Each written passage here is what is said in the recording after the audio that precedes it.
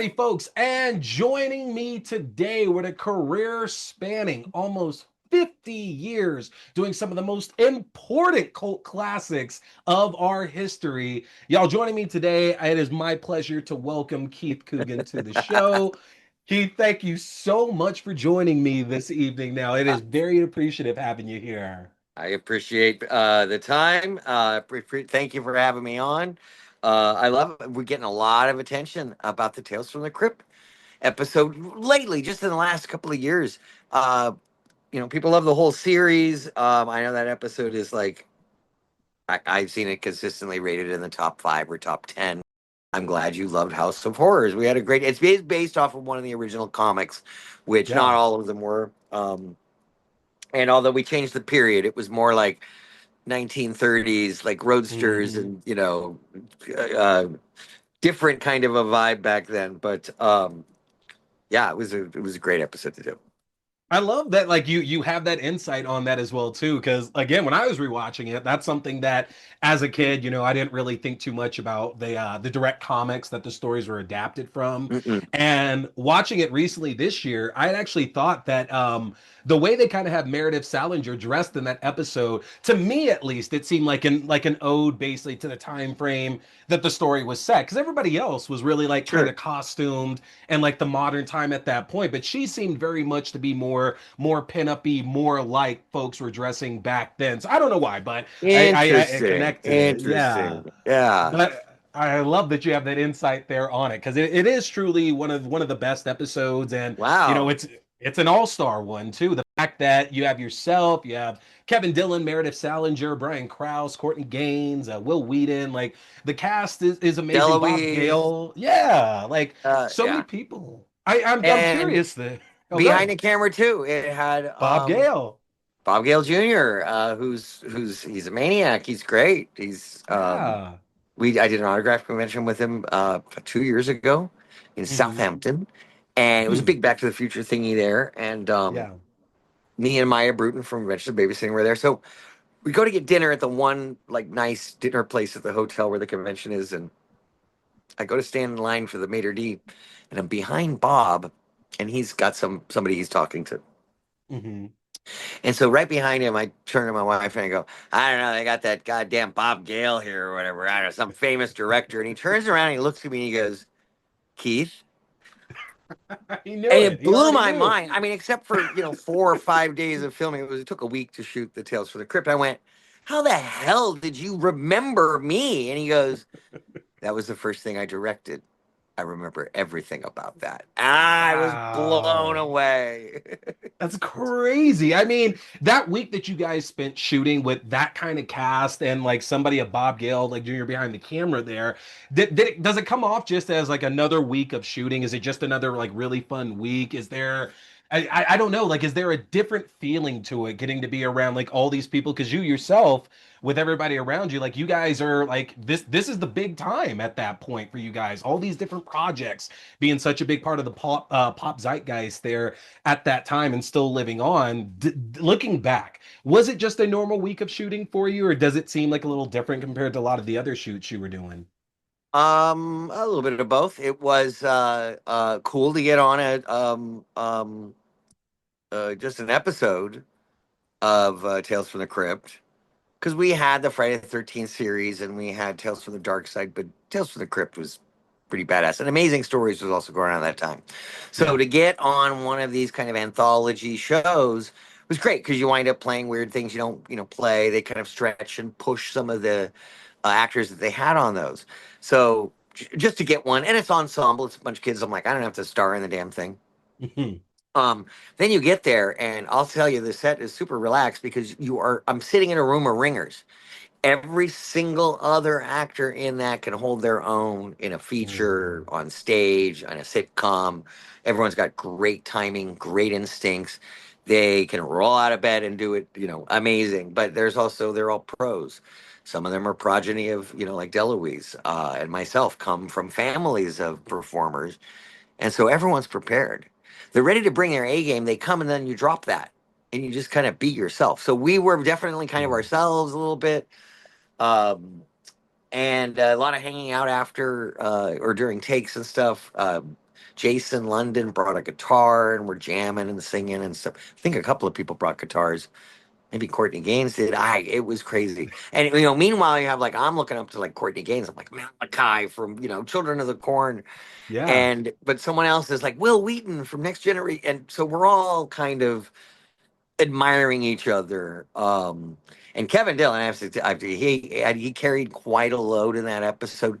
Pages and pages of these speeches, these Yeah. bombastic, aggressive speeches, and he's nailed them.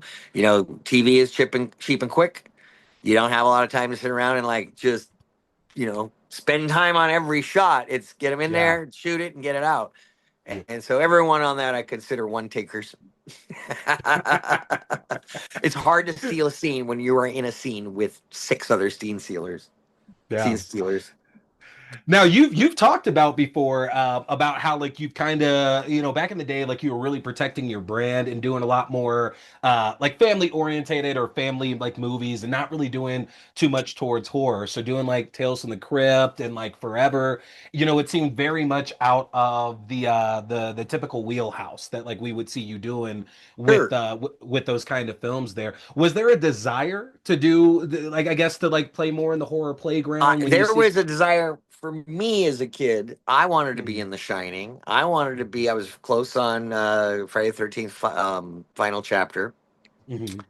And didn't Shining was, I think, just a little too terrifying. My mom wasn't really too into it. Uh, which kind of gave me the option to go to the beach. Or do you want to get in the car, drive into audition for this thing? You have a choice. I'm not making you do this. And so for The Uh, Shining, she coerced me into going, fine, I can see what's going on. I'm going to go to the beach. I would have loved to have been in The Shining. Uh, Name the kid that played in The Shining. oh God. So I know it's Danny that did it, and I should know. I should know the name of the actor there. Oh Lord, Danny hold on. Lloyd? Danny Lloyd. There we go. Danny Lloyd There playing Danny it is. Torrance. There Yes. it is. There it is. Oh yeah. I did not know that you had gone out I for had The gone out for Shining that. and I Friday had the gone out 13th. for other horror movies. There was a Hmm. time where after Halloween and Friday the 13th, anyone who had, just under $1 million and access to a talent agent, a producer could produce one of these things. And so we were going up for a lot of them. Some of my friends were in a few, like Deadly Friend. Yeah. That's a great film.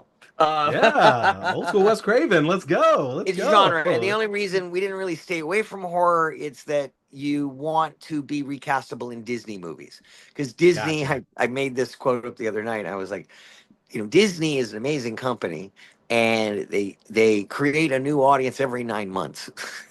Yes, There's they a do. fresh audience to go through Fox and the Hound and Babysitting and Cheetah, and so I was always like, you do whatever you want. My mom said, just don't get caught. Keep your nose clean and also keep Yeah. your image clean. Don't do too weird movies or anything like that that could come Gotcha. back on them. Um, Yeah. so, but as I've gotten older and I started doing autograph conventions, we do all sorts, regular and pop culture and comic cons and horror cons, and we found that the horror cons are amazing. Horror Yeah. fans are amazing. They tend to be pretty fetishistic. They'll buy the box set and the thing in the magazine, and we'll get the sign. But I'm going to get the, put your knife signed by everybody, and the mask and the thing. They'll have Yeah. little ash dolls and chainsaws in their house. So we like horror fans. They get autographs. Yeah. And so now lately I've been just trying to get as many horror movies as I can so I can attend and just broaden the convention circuit that I'm in. Yeah. And I do wonder with like you doing big in the convention circuit and everything. You mentioned Fox and the Hound, one of my wife's absolute favorite films, Adventures in Babysitting, Don't Tell Mom Babysitter's Dad. There's countless others. When you're doing these conventions and going around meeting all these fans, is there an added pressure you kind of feel knowing that some of the projects you've done, they are legitimate cult classics. These are some of the Aw. biggest films that folks still talk about. Like I remember growing up and still now, folks still talking about a number of the films that you've done. Is there an added pressure, I guess, when you're at these conventions and folks are coming up with all these different kind of memories from these big films to I don't know, like have these like have certain lines down or have these stories prepared to bring up from it or anything like that when you're doing this? Well, I mean, I love movies, and so Mhm. oftentimes we'll just start talking about Buckaroo Banzai or Back to the Future or anything. Honestly, Mm. I'm just as enthusiastic about any other movies as I am my own. And people dig stuff up Maya. I'll do a con with Maya, and she'll bring up a story, and I go, I totally forgot that. It's Yeah. important to kind of get feedback from the rest of the cast. It's funny that it is one of my little tent pole, like on IMDb, it shows your top four most looked at movies or whatever. It's Adventures of Babysitting, Don't Tell Mom, Babysitter's Dead, Toy Soldiers, and Fox and the Hound. Mhm. However, for the other cast members, Adventures of Babysitting might not be on as high on the list for an Anthony Rapp or an Elizabeth Shue. She's going to Mm. put Leaving Las Vegas and Cocktails, and then maybe third Adventures of Baby. I'm going to lead with Adventures of Babysitter. That's my guy. Yeah. That's Brad's movie. It was originally It's a got to be script there. focused. The original Adventures of Babysitting script was mostly Brad's story, told from Oh, his point okay. of view. The Hmm. lovelorn kid, and the babysitter's coming, and they changed it to be her story. Mm. But it left in enough of a character that I think Brad is got. There's a really rich story in there. He yearns Hmm. after the girl, and he doesn't get her. That's Mm. Indiana Jones crap. The hero Yeah. cannot, by the laws of movies, they can't find the treasure of Sierra Madre. They can't hold the golden idol for more than a few seconds before Belloc comes and takes it from them. Yeah. You can't actually achieve the treasure in these movies. And Elizabeth Shue was, goddamn it, she's the treasure in that movie. Um, Hmm. so the holding up at autograph conventions, well, yeah, I've seen stars diss movies that might be further in the past or different, and they want to brand differently, and they're like, garbage. Fine. Mm. Even movies I didn't Yeah. have a good time on, I'll be like, I love this movie. Yeah. Um, how fun it is on the set does not say how funny the movie's going to be. You could be very Fair. serious, and it's great, and all of a sudden you're on a set, and it's really fun, and the movie comes out like crap. Mm. Um, that what I see is a responsibility to the nostalgia of it. That's some very powerful stuff. The further away from the item, the Rubik's Cube, the pet rock, whatever it is, oh, a Cabbage Patch Kid. The further away from the last time you saw that item, the more you go, oh my God, that's just, How great it was. a Yeah. lot of the stores, some of them at checkout have miniature versions of Rainbow Bright or little Yeah. etch a sketches. They're like this big, they're keychain size. They still Hmm. bring the same level of nostalgia as the full size toy does because the colors are there, the smells are there on strawberry shortcake. Um, so that's what I'm dealing with. It's not about me. I can now. I've seen these movies enough and over and over. I'm not one of those actors that can't watch their own stuff. Trust me. Mm. I'm flipping channels and halfway through Don't Tell Mom the Babysitter's Dead and I was on and I'm like, well, There I'm I watching am. this for the next Yep. 45 minutes until it ends. The other day, I was getting ready for work and Labyrinth was on. I Yeah. tweeted out, I went, oh no, Labyrinth is on. Am I going to be late for work? And That's everyone was it. like, pretty much, yep, yep. Hey, Hmm. everyone's going to understand. David's acting up a storm. You can't leave right now. Can't leave right now. But I'll You know, post about the movies. I'll post a quote or a thing, and the comments are great. People start quoting, and every character, not just me. See, that's the thing. I really consider myself a part of these movies. I'm not the star. Don't get mhm. cocky, kid. Um, I used to be cagey with fans, and people go, "You look familiar," and I do some movies and TV. And then finally, someone just said, "Just tell them, Like, stop oh yeah. stringing them out." Because as you grow, you look old, different, and everything. So finally, some girl goes, "Hell, you look familiar." And I go, "Well, I did star in Adventures in Babysitting." And she goes, "No, Keith, we went to Samo High together. We were in band." Um, and there's always a bigger fish. I'm lucky to have gotten any jobs that I got. Grateful for them, and so down to celebrate. I celebrated the remake of Adventures in Babysitting. It was the 100th Disney Channel original movie, and I Mhm. went to the whole premiere and celebrated. And Sabrina Carpenter runs up to me at the premiere. She goes, oh my god, I watched the movie before. My mother is the biggest fan. Oh my god, not you. Your mom is. That's fine. Where's she at? Um, He'll say, hey, yeah. yeah, exactly.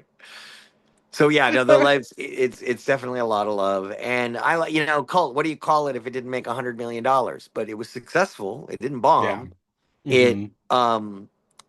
I guess cult. I've come to accept that. Usually I go nah. Cult is Buckaroo Banzai. Cult is, Sure. lower budgeted or really oddball story or something like Yeah. that. Or weird location is Cult. Mhm. Even like Valley Girl considered cult just because Yeah. it's Oh, so specifically one culture. I agree. I would agree. Yeah. So I appreciate it. I'm like, oh my god, any of this stuff made cult. So I think, yeah, I had done Adventures of Babies. I'd done 4 or 5, 6 movies, but when I did Tales from the Crypt, it was just before doing Toy Soldiers and Don't Tell Mom the Babysitter's Dead and Book of Love. I think it was, what was it, 90, 89, 90, 90. I don't remember what year. I know it Uh, aired in 93. It It aired in aired in 93. 93. Oh, Yeah. so Yeah. actually, I did this post Toy Mm. Soldiers, Don't Tell Mom, da da da. And I was not a big movie star, too good to come back and do some television. Hmm. I was like, Tales from the Crypt. Hell yeah, let's do some Tales from the Crypt. Yeah. No, you talk about nostalgia a little bit there and the fact they remade Adventures in Babysitting. And again, like you're in a very distinct position to where a number of your projects have had remakes over the last few years. And I know you were just in the Don't Tell Mom Babysitter's Dead remake that just came out there as well Yeah. too. And that Yeah. is such a good movie. If you haven't seen it, I Run, have. Don't Walk to, is it Yeah. Spike TV? No, Pluto is now Yep. doing it for free. You can watch it Hmm. for with ads and stuff. And it's dirty. I can't quote a Yeah. single goddamn line from that movie. It Even the it music is is like, there. whoa, that's some hardcore rap. Yeah. It and But but it is made with such love. mhm. It is made with the writer Chuck Hayward. He wrote Dear White People and Oh, so WandaVision and good. the So last season good. of Ted Lasso. So Hmm. he knows black people and he knows white people just because he Yeah. wrote for He's Ted got them Lasso. both. Yeah. He's He's a got great them writer, and both, he's a man. huge Toy Yeah. Soldiers fan. Of Which I course. remember, it was rumored that they were going to do the remake, and I was talking to the writers and the other writers of the original and stuff. They're like, "Yeah, something's going on." It took nine. One producer said 9 years, and the other producer said it took 11 years to remake "Don't Tell Mom the Babysitter Said." I believe it. And Uh, they said it's an update, it's a new family, and it's Chuck said that Christina Applegate's character, this little white girl, her mom leaves town, she's stuck with the kids, and she's never sat, she doesn't know how to take care of the kids, nothing. And Chuck goes, the black swell has been raising those kids since she was 8 and helping mom, yep. and it's different, just culturally it's different. And Exactly. Yeah. they don't try to sugarcoat it or translate for the Caucasians. I'm watching the movie Hmm. going, this is some shit I do not understand. This movie is not made for me. But it is really a good film and it's enjoyable Mm. by everybody. And that's the thing. Don't Tell Mom wasn't made for anybody in particular. It was made for Yeah. people that like subversive filmmaking. They Yes. like a little bit of trouble. They like the messages and the themes coming underneath to go, yeah, yeah, they should be Mhm. universal. So I have Yeah. to freely admit, in the '80s and early '90s, that too many white people on screen. Dude, come on, we know what's up. Who ran the business, right? Early on in the silent film era, there were black filmmakers and women filmmakers, and their production companies were quickly bought out by the distributors and shut down. Mm. It has not been easy for any filmmaker, any independent filmmaker. But I think it was a little easier if you're white in the '80s and '90s to get some money and make a movie and blah blah blah. Oh, there's an audience. Otherwise, they're going to call it a genre picture or some sort of like, oh, that's for a certain community. Right. Bullshit. A movie could work for everybody. For And the new anybody that Don't Tell buys a Mom ticket. is great because it. I've never seen a movie lovingly tribute the original as much as the new Don't Tell Mom does with the cameos, with shooting at the original Yeah. house, keeping the same story beat for beat, scene for scene, dialogue picked up, given to other characters, moved by acts. A line will go by and you'll go, wait a second, that was a quote from the original, but it was so recontextualized you don't realize it was a quote from the The original. same thing. Yeah. Genius level for a fun teen escape fantasy, right?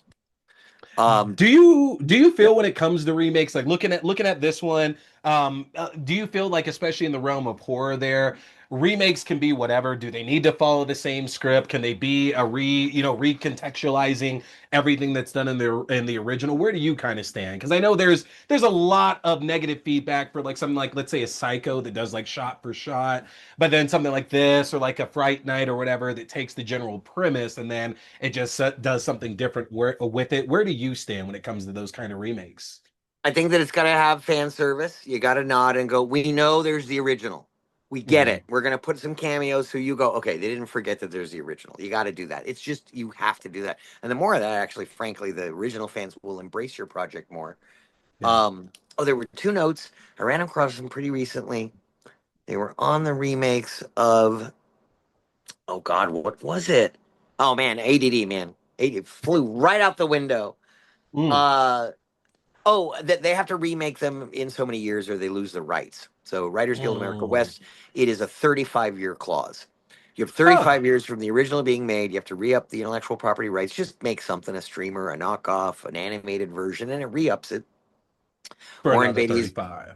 Warren Beatty has been keeping the rights to Dick Tracy by doing Tracy. 1 hour specials every 10 years. He does Yeah. Dick Tracy talks to Larry King or Dick Tracy reads TikToks.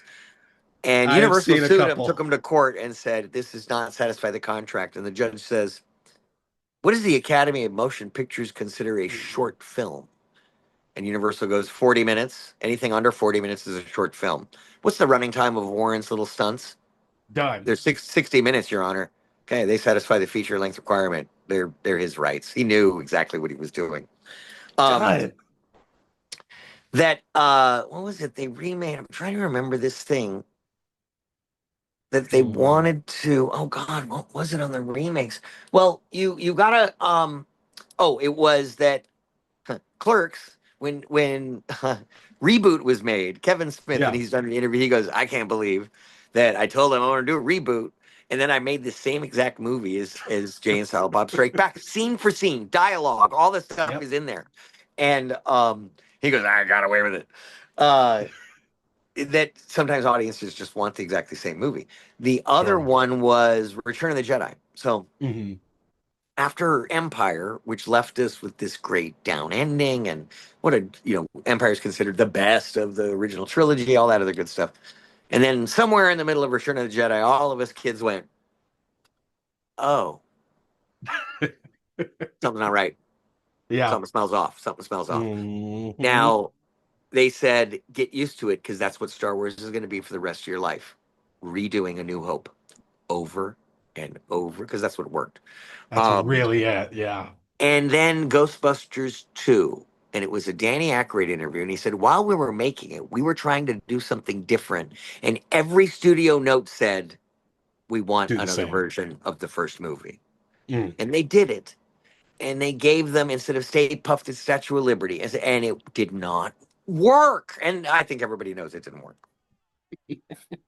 So you gotta stay on the same path, let the audience know it's the same universe, and you gotta have enough tricks and slides and slips and flip overs and turnarounds and reversals and stuff to keep the audience on its toes.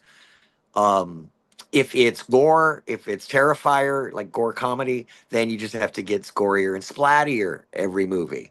Oh, it was Yeah. twins in that. Now it's triplets. Now we're killing a classroom. Now we're killing a TV studio. You know what I mean? You have to kind of Escalation. go bigger. Exactly. Yeah.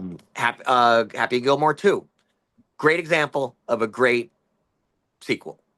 Characters in a new situation. All the old characters are still doing their old things. There's a new sport which actually made golf look exciting. I was like, damn, if Yeah. I they did saw Maxi that. Golf, I would tune into Maxi Golf. That looks There great. be people watching. Absolutely. No question. No question about that. Mm-mm. And I love that in the remake of Don't Tell Mom the Babysitter's Dead, Don't Tell Mom the Babysitter's Dead exists. Because they say, what are we going to do? Go drop her off at the morgue? And the girl goes, Like that one there's movie. cameras everywhere. This isn't 1991, which was the year the original came out, or Yep. this is in the early 90s. And then another line, oh, Swell comes in to yell at the kids, and Simone Joy Jones pauses the TV. On the TV is Joanna Cassidy at the fashion show at the podium. So Yeah. Don't Tell Yeah. Mom exists in the It's new part movie of that. universe. Yeah. Yeah. I love it. I love how like how we can be like meta like Well, that they did a these late days title now. drop, and in a interview with Wheaton, Marcus, he said he said I wanted to bring him on as far as I could, going. This is just like the first movie. This is just like the first movie. Then they dump the body in the lake, and they have this long drive back to the house, and the music is playing, and the vibe is going, and you go, oh, this is its own thing. It's its own jam. Yeah. Very, And there's very another different. bit that is it's one of the most special things when I read the script and I saw Teller pull it off. They were running out of time. They had basically one take to do a Steadicam shot of their date when they're on the top of the Baldwin Hills lookout. Hmm. And he goes, what do you see about this view? And she goes, it's pretty. It's downtown. And he goes, you never see this view in the movies. You always see the view from Griffith Park and the Hollywood Hills. You always see the white view. You never see Hmm. this view from movies. And here it is, a beautiful look at the view from the Black Beverly Hills. And Yeah. that was, and then they had at the screening that we did for the new Don't Tell Mom, the head of BET Plus got up and he goes, he's a big fan of the original and everything. It just hits different when you see yourself represented on screen. And I went, Yes, okay, it I've does. heard people try to explain representation, and the way he put it was perfect. It just hits different. Now, and I can say when I was 9 years old and Alien came out, I am not a 28-year-old female flight officer named Ripley who drives an Nostromo oil tanker or whatever. I'm a 9-year-old boy. It just has to be a good character, a good story. And the alien character was non-gendered in the script, and they'd been Hmm. seeing every guy in town, and Ridley Scott was like, I don't know if I can cast this. Someone said, I just saw this woman in Iceman Cometh or whatever on stage, and she's amazing, bring her in. And he goes, why not? Why don't we have it be a woman? And he kind of created the last final girl. um, yeah, between Texas Chainsaw Massacre and Alien, they really cemented the final girl trope. Then we had a series of movies, The Final Girls, The Final Girl. There was like two or three that came out all at the same time. With all the same with it. Yeah. Yep. And what happens is that's a Hmm. writer going and pitching to all the studios. And as soon as he leaves the room and they say no, they turn to each other and go, that was pretty good. Let's write something just like that. So you see two Yep. baseball movies, two war movies, two old school Hollywood tricks. And usually the cheaper knockoff comes out first. I do have a question that was posed here that I was supposed All to give right. you here on this. So, my friend Charlotte from Bellingham has asked. She was obsessed with the film Hiding Out, Yes. and she said the vibe between you and John Cryer was so great. She'd love to know if you have any favorite scenes or memories from that film that you can share. Anytime I got to work, just me and John was fantastic. Really quick. Bob Giraldi was like faster, funnier. He just wanted those exposition scenes to fly. So Patrick is just wound up to an 11. He's John is constantly thinking about something else.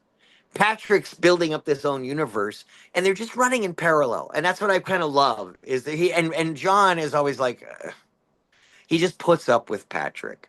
I love it. Patrick just idolizes his cousin. um it worked so quickly. I have a younger brother, much younger, 11 years. I never had an older brother. What did it for me was getting to the set and seeing John work his ass off, knew everything backwards and forwards. He's creative, he's got this stamina. I get there, he's already there. I leave, he's staying, and he's going to go watch dailies. I get in the morning and he's already there and he's all prepared. He knows all his line. I go, when do you sleep? I've been with you. I don't know how The you're whole preparing time. for the next day. And that's what I learned something about how when you're on a movie, you are always working. There's no let's go to the bar after this. Let's go home and work on the scenes for tomorrow. Um, and he's just so natural, and he's got such great comic instincts. Yeah, it was such a pleasure. And when I run into him lately and stuff, he's just so gracious. He's so nice. Uh, yeah, I love me some John Cryer. That's We're gonna do a fantastic. sequel. It's Hiding Out 2. Patrick is now found by the mob as a connection. Uh-oh. They did find him. So Patrick has to run and hide at an old age home where John Cryer's character is staying. And Patrick has to pretend to be older Ah. instead of younger. There it is. There it is. Okay. Okay. I'm with it. I'm with I could see it. I could see it there. The Hiding out mob never patients. stops. Yeah. There it is. I'm with it. Hell yeah. All right. Well, we're almost here at the end of it. And of course, Keith, I gotta ask to bring it back to Crypt just a little bit here. From that week of shooting, is there anything at all that stands out from the fun you might have had on set? Any pranks? It's a particularly scary episode. Any fun jump scares that somebody threw in that wasn't supposed to be there? Anything at all that you can remember to share from us from your time shooting House of Horrors? The interiors of the house, the mansion, was the like a standing mansion set that they'd redress for different projects. It looked a lot like the inside of the Psycho house. Sure. Yeah. And that was a standing set at Marina Del Rey. So we shot a couple of things there. Um, the house, the outside of the House of Horrors was the house from the Dan Aykroyd uh, Nothing But Trouble. Oh yeah, I love that movie. Yeah. That's the house that's on the poster of Nothing But Trouble. That's the same house from House of Horrors. Ah. It was a shell of a facade, 300 yards off of the freeway, off the 5 freeway, not right by Magic Mountain. It was just underneath Lions Boulevard exit. Mm-hmm. And they had junked cars out in the car graveyard like they had for Nothing But Trouble. There was a little house at the down at the bottom of the hill, just a little like craftsman house, which was the frat guy's house. So we shot Gotcha. those scenes out on location there on the side of a freeway next to these old sets. That house was Scott Grimes' house in Critters. Boom! Boom! I love reused locations, by the way. Wow. So we reused Okay. both the Nothing But Trouble house and the house was Scott Grimes' house from I love Critters, by the way. Oh, so good. It's so good. Yeah. Same Them, director as Don't Tell Mom, and we all them read for cranks. everything. There's so many parts that Scott Grimes got over me, or that Will Wheaton got, or Corey. Which one? Doesn't matter. They're Mm-hmm. getting everybody's parts. It was quite a time. In the '90s, you had, I think, because our cast, they were all career people. Mm-hmm. They're not there for the cars and the girls. They're there to be artists and do this for the rest of their lives. Mm-hmm. Um, and so they just brought that passion, that discipline, that focus. So they're unfortunately no pranks, no time wastings. Just a spot on Kevin Dillon, who led the charge for everybody. Thank you, Kevin. Wonderful job. Yeah, it's amazing to have you on here to get the chance to talk about all of this here. So, Keith, where can fans see you at next? What conventions do you have coming up? Do you have a project you can talk about? Where can fans check you out here next now, Keith? Sure. I'm going to make some personal appearances. I'll be at the Florida Toy Show, Jacksonville, September 28th. And then late October, it'll be Spookala Yeah. in that's in Orlando, right? Yeah, Mm-hmm. no. That's And then November is the big show, Rhode Island Comic Con, John Cryer, Hiding Out reunion. Come, dude, everybody. This is going to be the show at the end of the year.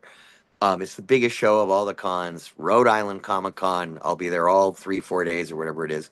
And you can also go to keithcooganonline.com, and I have autographs. I have signed dishes. Dishes are done, man.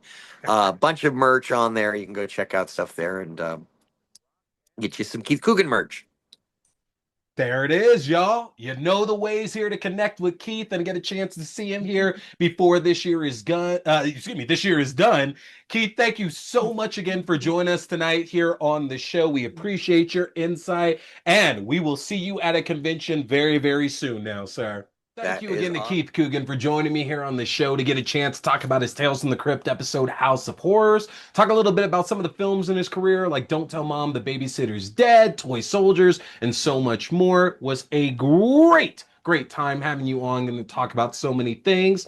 Folks, don't go anywhere though, because coming up next, it is the first week of September. That means we are headed back to Tales from the Crypt yet again. Tonight, I'm going to be talking about the only Halloween episode across its entire run, only Skin Deep. You do not want to miss that. But that's going to do it for me here tonight, though, y'all. My name is T. We've been talking scary movies. Stay scared.